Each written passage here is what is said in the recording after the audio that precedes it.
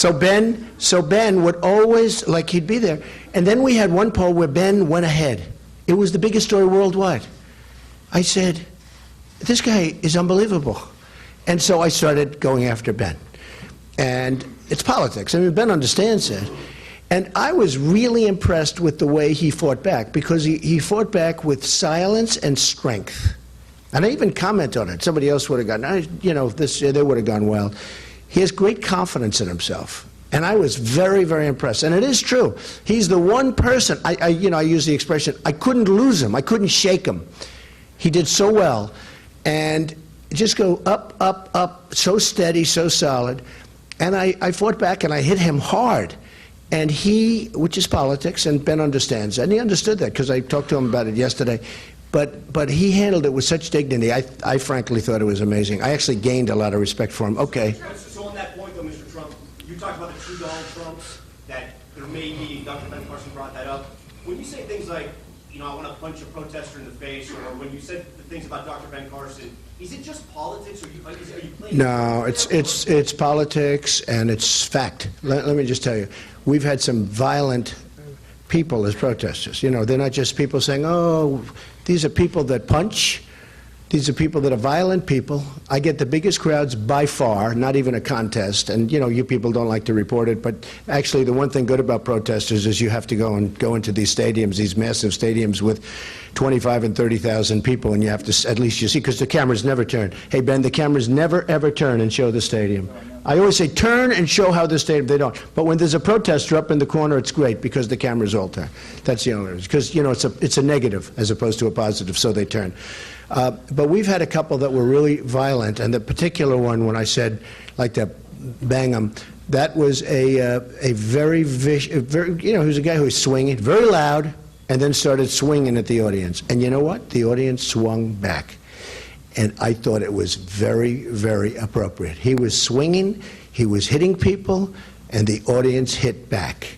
And that's what we need a little bit more of. Now, I'm not talking about just a protester. This was a guy who should not have been allowed to do what he did. And frankly, if you want to know the truth, the police were very, very restrained. The police have been amazing, but the police were very, very restrained. Okay, yes? Mr. Trump, did the RNC ever come to you, and I don't know if you know about the other candidates, but did they ever come to you and say this debate needs to be more systematic? No, they didn't. And if not, why do you think it was? I just think it was time. It was time. It was very substantive last night. I said before, it was a very elegant debate. It was very substantive. It was, Ben came in and he said, that was really a very beautiful debate last night.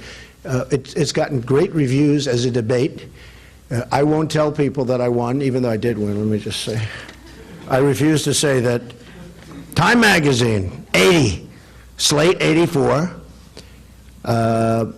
Fox, 91% at Fox. I don't believe it. NewJersey.com, 81. So, I mean, we had a debate last night, and I think I did what I had to do, actually. But it was, I don't know. You know, we've had enough debates, in my opinion. We've had debates, these debates, they've been like Vince McMahon should have put them on because they were WWE and too much. And I think that it really, I think last night was something that was very important that it come off like that. And we didn't speak, and the candidates didn't speak about it, but it just sort of morphed into a very dignified debate. Yes? Mr. Trump, yeah, go ahead, Sarah. You said in the debate last night you hadn't decided whether you're going to accept the general, Except what? whether you're going to raise money for the general Yeah. election. But if you go that route, doesn't it undermine your pledge? Well, I don't think so, because I wouldn't be taking money. If anything, the party would be taking money. I'm not going to take any money. I don't want money. But the party might take money. It's up to the party. That's really up to them. It's not up to me. And it's something I haven't given much thought to. You know, I've self-funded my campaign. I put in, I guess I'll be in for $50, $60 million at a minimum. Right now, you know, I am somebody that's a business person, and even when I don't, the money is sort of irrelevant, but I have a natural instinct to be a little bit careful with money because that's the way I am. That's the way we have to be with our country. I expect to have, you know, tremendous amounts of money in this by the time we finish. I guess right now I'm into, you would know better than me, maybe $30 million, maybe more. But other people are in for $150 million and they're nowhere. They're out of the race. So I'm very proud of the race we've run. You know, somebody said, you know, he's only been doing this for 8 months. But I know the system better than anybody. And the reason I know, because I was on the other side of the system. So when they talk about campaign finance laws, when they talk about all of these different things, I've been there. I know it much better. And I know it from the real side, not from the politician's side. Yes. Good job last night, by the way. I want to go back to what Major asked and also what Tom asked about what Dr. Carson said this morning on the radio and here about the two Donald Trumps. So many people know you and like you because of your public persona. Is that the real Donald Trump, or is it something that we don't see? Well, it's an interesting question. I don't like to overanalyze myself, but I will tell you that I try and be, who I am. I want to be honest. Certain questions are asked to me, and I give a straight answer as opposed to a politically correct answer. I know the politically correct business better than anybody. Would you answer differently if you were in private? No, I don't think so. I'd like to. I answer truthfully. Look, we're at a point where we have to start being truthful with our country. Like the question on Islam. I'm answering the question, and I know the exact answer. I could have given an answer the other night to Anderson Cooper, which would have been perfect, and nobody would have been talking about it. It would have been fine. But there is a problem, and we've got to find out what the problem is. We have to solve the problem, and you're not going to solve the problem unless you know there is a problem. So I want to answer questions honestly and forthrightly, and even if I'm on a big stage with all of these tremendous numbers of cameras around, I have to answer honestly. It's the only way we're going to solve the difficulties of our country. Yes, go ahead. Just along the same lines, so why are there two Donald Trumps? Did you at some point make a conscious decision to behave differently in public? I don't think there are two Donald Trumps. I think there's one Donald Trump, but certainly you have, look, all of this, and you have somebody else that sits and reads and thinks. And I'm a thinker, and I have been a thinker. And perhaps people don't think of me that way because you don't see me in that forum, but I am a thinker. I thought it was very nice what Ben said, actually, because it is another side of me. I'm a very deep thinker. I know what's happening, okay? Dr. Carson said that we'd start seeing more of that side of you. Elaborate a little bit on that. Well, I'm going to work with Ben on so many different things. And I'll be honest, when I was with Ben yesterday, the thing that most impressed me, I know all about his views on health care because I've heard them, and I've always felt that he knew more about it than the other people on the stage, and perhaps he should because that was what he was doing. But I was most impressed with his views on education.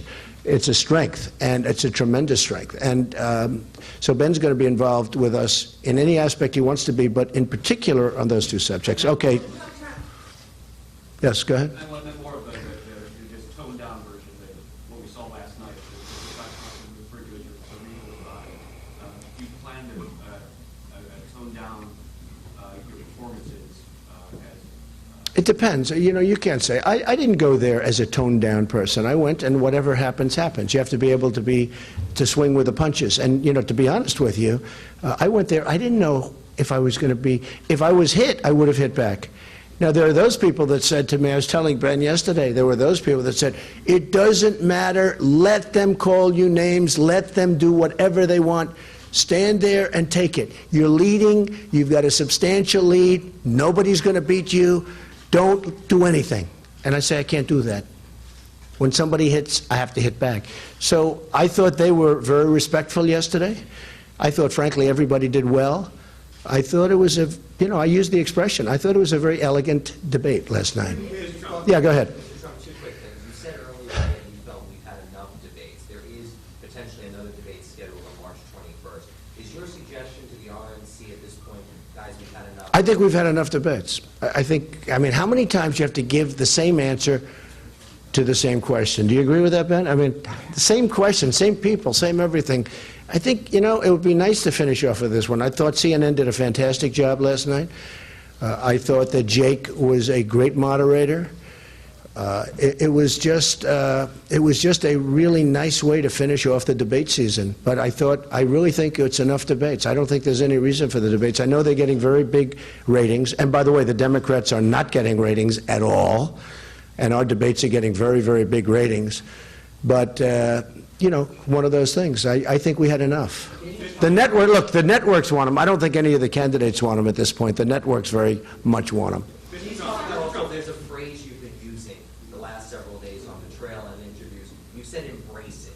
to the Republican Party? I know you were asked a little bit of that earlier. Yeah. As you move forward now, as the contest starts to limit, what are you going to do? Are you going to find yourself surrounding yourself with more people who are endorsing you, speaking? Well, when I said embrace, I was saying that the Republican Party should come together and embrace these millions of people that are going down and voting.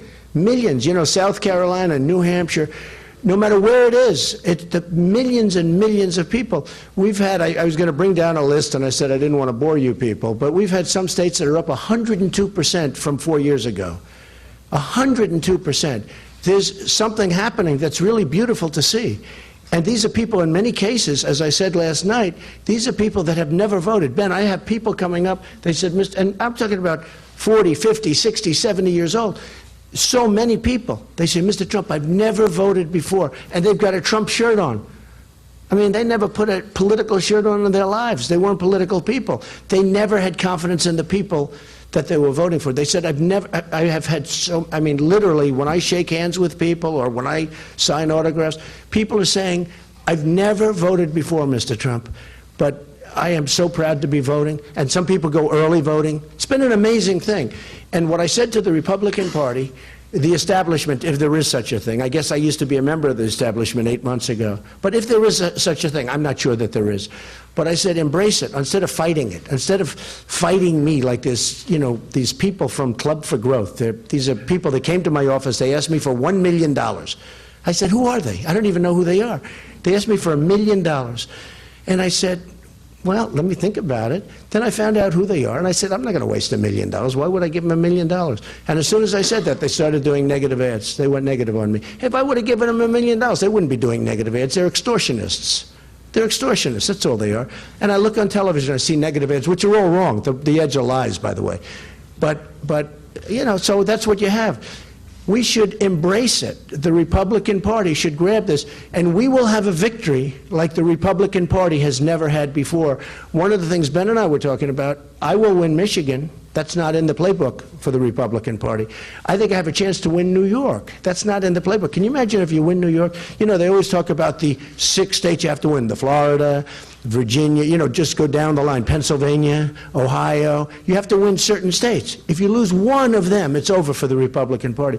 The fact is, the structurally, it's much more difficult for somebody to get elected from the Republican Party. Everybody knows that. With me, I add a lot of states that aren't even in play for anybody else. I mean, I add all of the Rust Belt states. I own states that I will get states that are unbelievable, that are unthinkable for the Republican Party.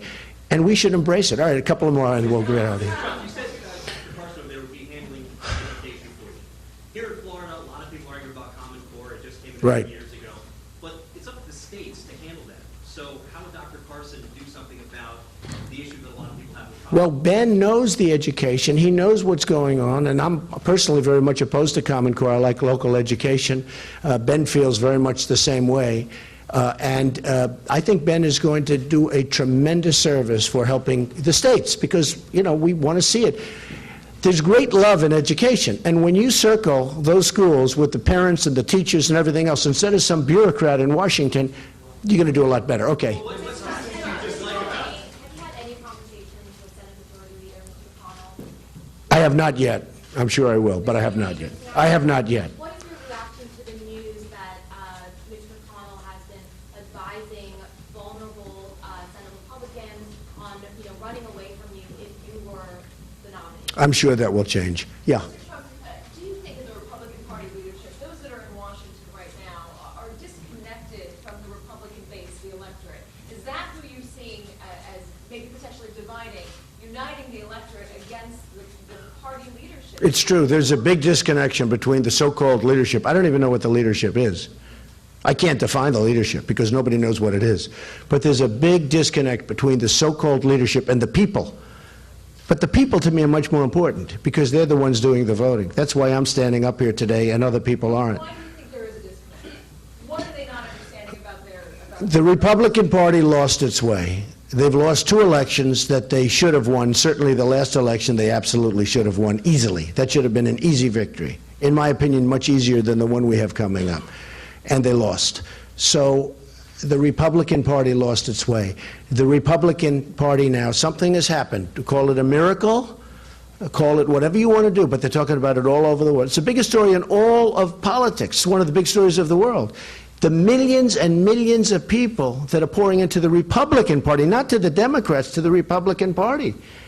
And these are people that were disenfranchised. These are people that haven't had a pay increase in 20 years. These are people that have seen their jobs go to China and to Mexico and to Japan and to Vietnam and to every other country in the world but us. It's going to all end. It's going to end. Believe me, it's going to end. If you talk to Democratic voters, if you get to the general election, Democrats, what are you going to say to them? Well, one of the things we're going to do, So you can win a place. yeah, let me tell you about the Democratic voters, as you say. It's actually the Democrat voters. And I will tell you, one of the things we're going to do is we are going to get so many Democrats. That's already been proven. So many Democrats have come and signed registration forms for the primaries where they're voting for me. They left. They said they've never done this in their lives. You know, they had an expression, Democrats for Reagan, years ago. We're going to have Democrats for Trump, but it's going to be much bigger. We're going to get tremendous numbers of Democrats. I have people in Hollywood, friends of mine, saying, you know, everybody out there is voting for you, but they're not going to admit it. I say, why? Aren't you proud? No, because I have a tough stance on crime. I have a tough stance on borders. They all know I'm right, but they're liberal people. They don't want to admit it, but you know what? They're going to vote for Trump.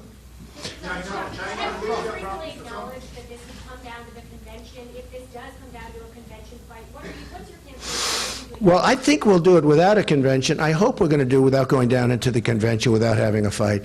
But I do feel, and I said it strongly, whoever has the most delegates at the end of this trip should win. What do you think to prepare for this possible? Well, I'll prepare, but I'm hoping to prepare. We're going to have I think, look, Ohio should be great for me because they're losing tremendous numbers of jobs. You've seen what's happened with the coal industry in Ohio.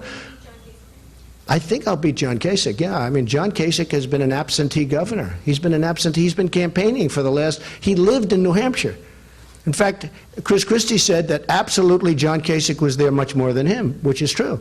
And John Kasich then went, as you know, to other states, to different states, very big in South Carolina. He was there. He didn't win. Didn't win in New Hampshire, right? Didn't win in Michigan. He guaranteed Michigan. He said, I will win Michigan. And I thought he said, you could correct me if I'm wrong, but I thought he said if I don't win Michigan, I'd drop out, because Michigan's his neighboring state. And I won Michigan in a landslide. And he was living there. So John has been, you know, not really there. And John's got some innate problems. He's very much in favor of Trans-Pacific Partnership, TPP. That will be the destruction of Ohio. And now that the oil is down, you know, Ohio got lucky because they struck oil. And the budget of Ohio went up more than any budget in the entire United States, higher than any budget. But they got lucky because oil was under their ground, as opposed to some states where they don't have the oil. Now that the prices of oil are down, Ohio's going to have a lot of problems. Okay, maybe one more, two more. Go ahead. Just to be clear, you're not going to be in Salt Lake City on March 21st, this next debate? I didn't know there was a next debate. I thought we had our next debate last night. No? They have yet another. Look, this has been a ratings bonanza. And I would do debates, frankly, if the networks agreed to give all of the money to the, let's say, to the wounded warriors or to the veterans. But the networks are making a fortune on these debates. The ratings for the debates are through the roof. But you know what? Can I be honest with you? I think it's time to end the debates. No, I didn't know about a debate in Salt Lake City. Yeah. Earlier, just to clarify, you said that you've been hearing mostly from Republicans like Paul Ryan, but Yeah. have you personally reached out to anybody in the Republican Party, and do you think that's something? Well, I'd rather not say, but I've been hearing from virtually everybody in the Republican Party, and they're congratulating me, and they're saying we're going to get together. They want to embrace it. Look, these are not stupid people. These are very smart people. They want to embrace it. What are they going to do, take millions of these voters? Do you know that if you look at the polls, and people are telling me this every time, when I went to Nevada, which we won, and I went to, you know, all of them, the people that work in the polling areas, they've been there for 20, 25 years. They love it. You know, they do it. They're political people. Every single time I go, they say, Mr. Trump, we've never seen anything like this. You go to Nevada, they'd say, we'd stand here and the place would be empty all morning long, and now you'd have lines that are 5 blocks long. It's really been an amazing thing. Yes, ma'am, go ahead. Absolutely. So last night on the debate stage, you said that trade is one of the areas on which you Right. diverge from the Republican Right, Party. very, very much so. In the context of Ohio. So how would you say you differ on trade from Hillary Clinton? Well, Hillary's terrible on trade. First of all, she has no business instinct. She doesn't have the energy or the strength to get the right trade deals made. Let me tell you, you need strength, you need stamina, you need a lot to get these deals done. They come at you in waves. And to do these deals where they wrap them up and they put 12 countries in one, TPP as an example, I want individual trade deals with individual countries. Some deals we'll make that will be so good. Some countries treat us better than others. Some are worse. China will take advantage of TPP. It's not in it now, but believe me, they will come through the back door. They're watching it so closely. I have so many friends in China. I have great respect for China. I'm not angry at China. I'm angry at our people. We have a trade deficit with China this year, $500 billion. It's unsustainable. We're going to change our trade deals. We're going to make great deals. We're going to become a rich nation again. We cannot become a great nation until we become rich again. We can't afford Social Security. We can't afford anything. I'm going to save Social Security. There are so many things we can do. It's going to go quickly, too. Okay, yes. Could we ask a question to Dr.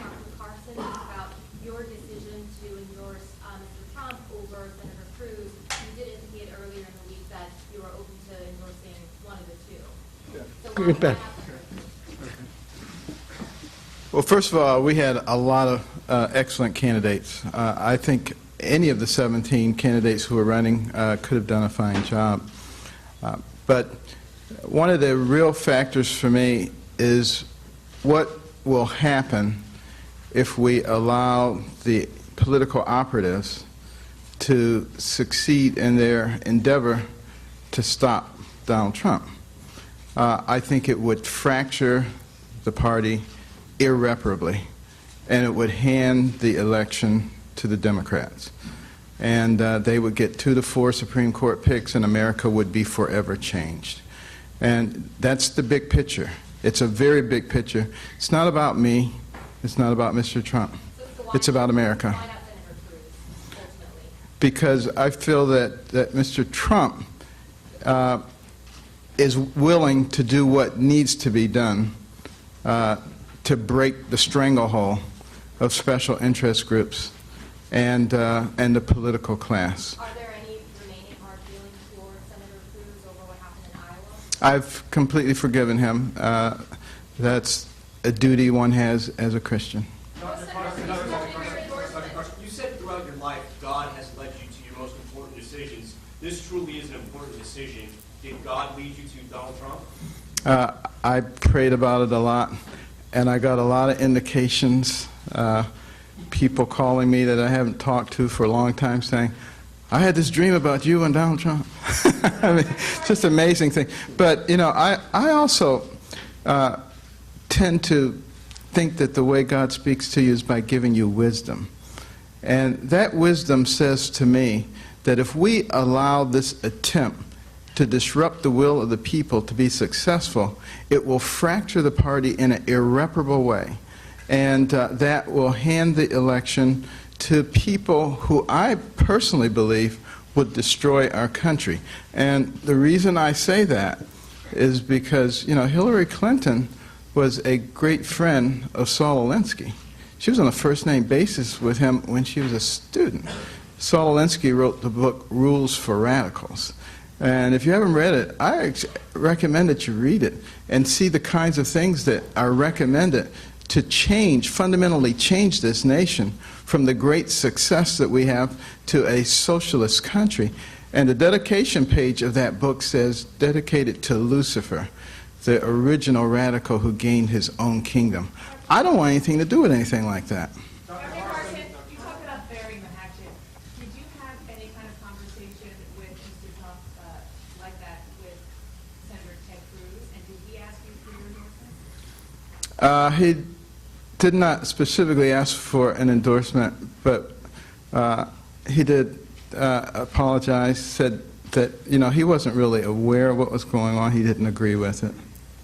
Why Mr. Trump overtake? Yeah. Dr. Carson, you said just a week ago today at CPAC that you were endorsing We the People. It sounds as if in that intervening time between then and now, you've evolved, and the central focus, what I hear you saying is the effort to stop Donald Trump is what motivated you to endorse him.